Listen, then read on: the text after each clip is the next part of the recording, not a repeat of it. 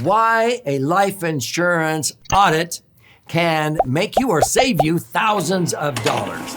In this episode, I'm going to give you insights into why you may want to have your life insurance policy or policies audited to see if they can be tweaked or maybe even replaced if they were not structured correctly in the first place. Get ready.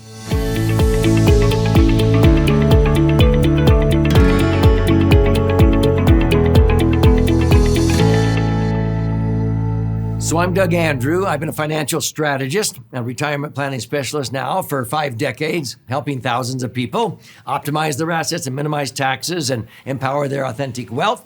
If you've watched very many of my episodes on this channel, one of my favorite financial vehicles to accumulate money tax-free and then be able to access that money income tax-free.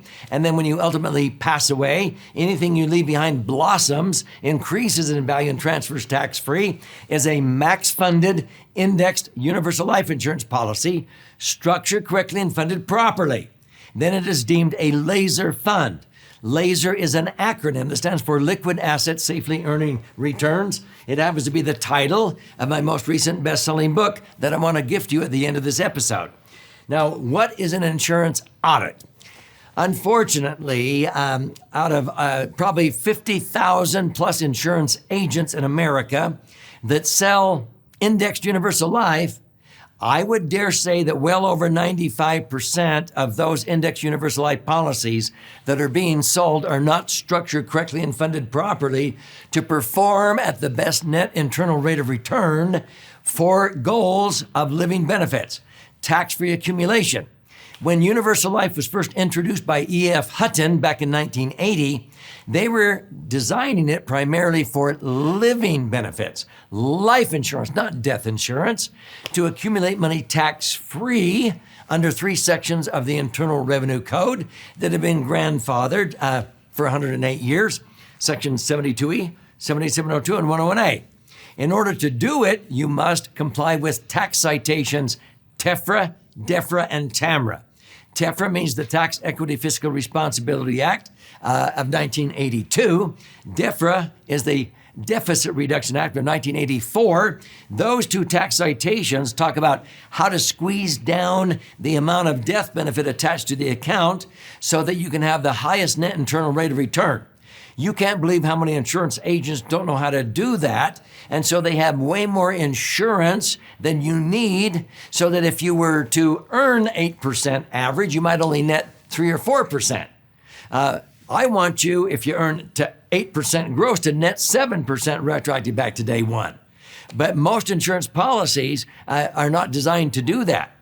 Also, when you set up an insurance contract, if you rebalance and you diversify correctly, you can move the rate of return from 8% up to 11%. I've averaged over 11%, and some people say, not the last few years. Oh yes, I've actually averaged more than 11% in the last few years. During COVID-19, March of 2020 to March of 2021, many of our clients locked in gains of 25%, 61.33%, 158%, okay?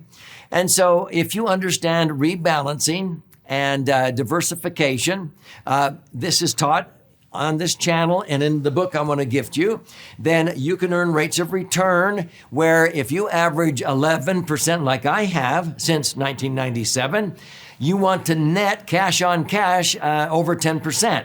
I only want 1% of my overall rate of return to go towards the cost of the insurance that the IRS says has to be there in order for it to be tax-free. Why? Because it's not really a cost. It's a benefit. At the end of the day, it's going to blossom and transfer tax-free. But see, if I earn 11 and I net 10 tax-free, I would have to be earning 15% in a 33% tax bracket on a tax-deferred IRA or 401k at the end of the day to net 10. Because if I have $1 million nest egg in IRAs or 401ks, I have to pull out 15%, $150,000, pay tax of a third, $50,000 to net $100,000 to buy gas and groceries. If I have an indexed universal life, I only have to pull out $100,000 to net $100,000 because it's tax-free. My nest egg will go on forever. Whereas if you had to pull out 150,000 and net 100, even if you were earning 10% in an IRA or 401k, you'll be out of money in 11 years. You will outlive your money. So this is critical. So what I'm talking about with an insurance audit, many times I have had people who said, my whole life agent said that whole life is the cat's meow. It's the answer. And so I would do an audit. And I would say, okay, let's look at the actual performance of this whole life policy. And the performance was maybe only, 5 or 6% when the agent illustrated it at 8% dividends, 10 or 15 years earlier. Let me just tell you a true story. I had a whole life agent that came through my training and was blown away because he didn't understand indexed universal life. And so I said, what's your rate of return for your client, your internal rate of return? He goes, 8%. I go, no, internal rate of return. He goes, 8%. I go, I'm talking about the net internal rate of return after the cost of the insurance. He goes, I don't know what you're talking about. That's because most whole life agents are never taught this by their insurance carriers. I said, okay, the internal rate of return means if you were to sock away this much in premium payments into a whole life policy over the life of the policy, and let's say you stop paying into it at age 65, you look at the cash value that they projected at 8% dividends or whatever. Look at the cash value they projected at age 65, and then you take the premiums you paid into that, and you calculate what rate of return would you have to be getting in order to achieve that end result. And they go, well, isn't it 8%? I go, no. You have to take out the cost of the insurance on that. And so he did that, and he was shocked. He was told by his supervisors, just tell him 8%. He wasn't netting 8%. The cash value projected with 8% dividends on that whole life policy, the cash value based upon the amount of premiums was only earning an effective internal rate of return of about 5%. And so he was flabbergasted. So I said, well, how much would it be worth at age 95 if they didn't use it for retirement? So we calculated it out, and we ended up with this cash value at age 95, which was the maturity of that particular policy. I calculated the net internal rate of return retroactive back on the policy premiums up to age 65, and then stopping and letting it continue to compound. And his internal rate of return was 5.9%. If you understand what I'm talking about, he was telling his clients they were earning 8. That's not what they were netting, cash on cash. That means the cost of the insurance over that entire period was using 2.1%. He was only netting 5.9% cash on cash. He had no clue. He finally understood why I use indexed universal life, where I only had to earn 9% to net 8 cash on cash. I could net what he was grossing. And then he began to understand why I preferred indexed universal life over whole life. But see, I've actually been able to earn 11 and net 10. If I can earn 11 and net 10, that knocks the socks off of a whole life policy, earning 8 and only netting 5.9. Does that make sense? Well, you will not even understand that unless you have an audit done. So I don't care if you have whole life or even if you have universal life. If you have universal life where the agent didn't know what they were doing under these tax citations, and they actually had more insurance than you needed, I don't care if that indexed universal life earns 11, you might only net, 5 or 6. I want to have you earn within 1% of the gross rate of return, retroactive back to day one over the life of that policy. There's only one way to check that out, and you don't want to wait until it's too late. You don't want to be told what you could have earned, 30 years down the road. It would behoove you to have an audit done. So my call to action is if you have a permanent life insurance policy, one that builds up cash value. Now you can audit term policies and see if it's better to take out a permanent policy or whatever, because a properly structured max funded indexed universal life policy is like buying term and investing the difference on steroids. And so you can even have an audit done on term insurance. But if you have a permanent life insurance policy and you're not so convinced that you're getting the best rate of return, you're not quite sure that your agent structured it correctly, you're probably right.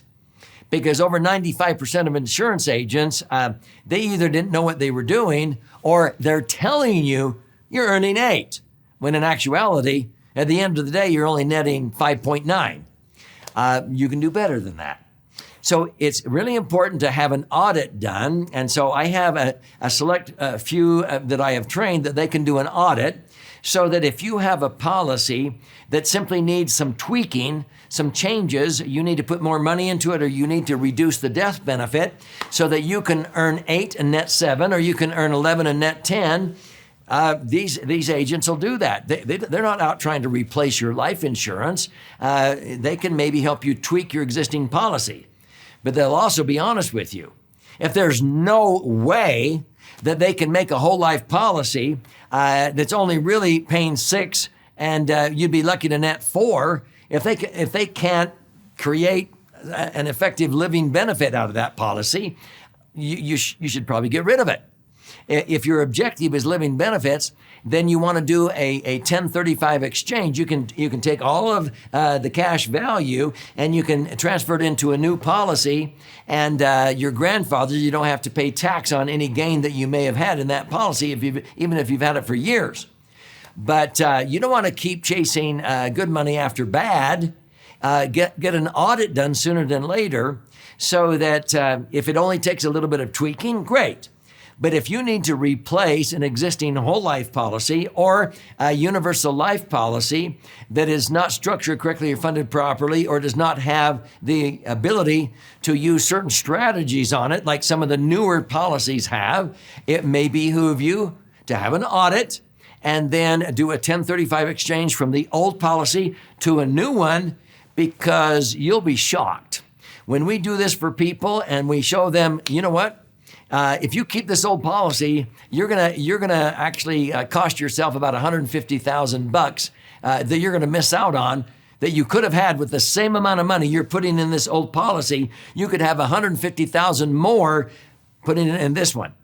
You may get away with less insurance. You may be able to tweak it. Whatever it is, an audit is critical. And unfortunately, there's a lot of insurance agents that don't know how to properly conduct an audit. So if you're interested and you want an audit done, reach out. I would, first of all, recommend that you claim a copy of my book, The Laser Fund, so you can see examples of a properly structured, max-funded index universal life, where you can, at the end of the day, earn 11 and net 10, see how one is done correctly, and then you can claim a copy of this book and submit an appointment to be able to have your policies that you have right now audited, to see if they can be tweaked. And I can point you to the professionals who know how to do an audit correctly. Otherwise, you could miss out on thousands, even hundreds of thousands of dollars. So your first step is to go to laserfund.com, click on the link below, claim your free copy of this book. You can go to Amazon and buy it for $20 plus shipping. I'll give you a copy free. So click on the link below. You contribute a nominal amount towards the shipping and handling. I'll cover the rest of that cost and I'll pay for the book. I'll fire out a hard copy to you via priority mail. While you're in there claiming your free copy, there's options there if you'd like to listen and learn or watch and learn. And it's actually 2 books in one. This side is for the left brain learner, the charts and graphs. If you learn by stories, you flip it over and read this one. But it's 300 pages of information. You study that and see actual examples of properly structured ones that are done right. And then you can go in and schedule an appointment to talk to an IUL specialist that can audit your current policies to see if they're structured correctly. And they'll show you, they'll be honest with you. They're not going to tell you to get rid of it if it was structured right, but wouldn't it be nice to know? And if they can simply help you tweak it by keeping the same policy, they'll be honest with you. But if it needs to be replaced, they're going to show you how much better off you could be, and that's the value of an audit.